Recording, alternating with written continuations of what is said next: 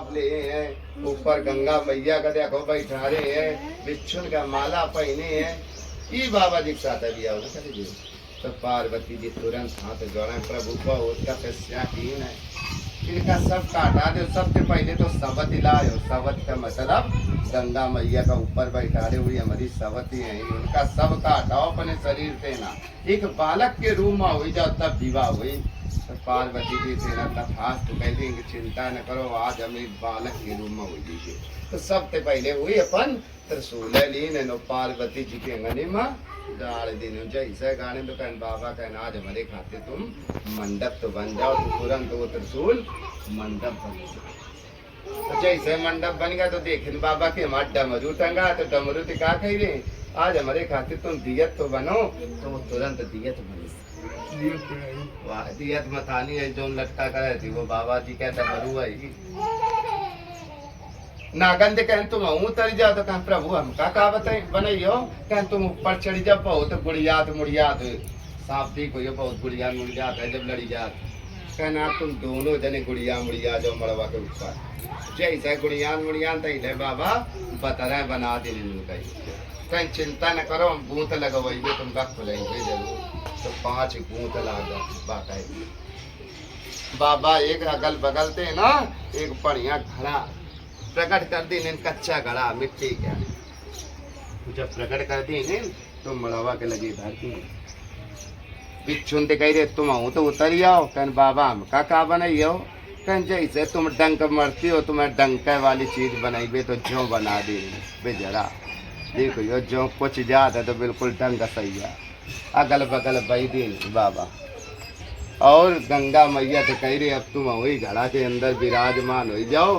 तो गंगा मैया उनसे उतरी और घड़ा में विराजमान हो गई।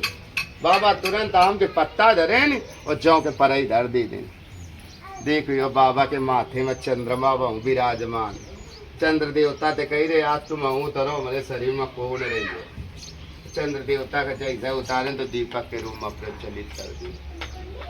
पूरा कलश तैयार होगा, मंडप तैयार होगा। बाबा अपने शरीर में सब कुछ ला रहे हैं बाबा। और बाबा फिर बालक के रूप में 11 वर्ष के बालक बन गए ना। और द्वार पर बढ़िया मुकुट लगाए खड़े हो गए। तो मैना का फिर मोर्चा खुलेगा। जैसे मोर्चा खुला कैसे मैना आरती उतार रहे हैं अपने दामाद के। कहा कह रहे हैं कि कर्पूर गौरम करुणावतारम संसार सारम भुजगेंद्रहारम सदा बसंतम हृदयाल बिंदे भवम भवानी सहितम नमामि। कि कपूर के समान हमार दमाद है। देखो जो सफेद वाला कपूर जो ओरिजिनल आवत है वो कपूर के नाम ओरिजिनल। वो पढ़ाई करेगा मैंने खूब पढ़ाई की नहीं। जब विवाह किया सब देवता बाकायदे संस्कार करा दिया थे। तो दी को यो दक्षिणा हमारे बैठ रहा था हमारे साथी खुद बैठ रहा। पंडित जी जाने की पंडित जी दक्षिणा के मारे बैठे। बाबा तुरंत समझ गए कि ब्राह्मण देवता मांग लो जो कुछ मांगे खोए। तो पहले श्रद्धा चलती रहा।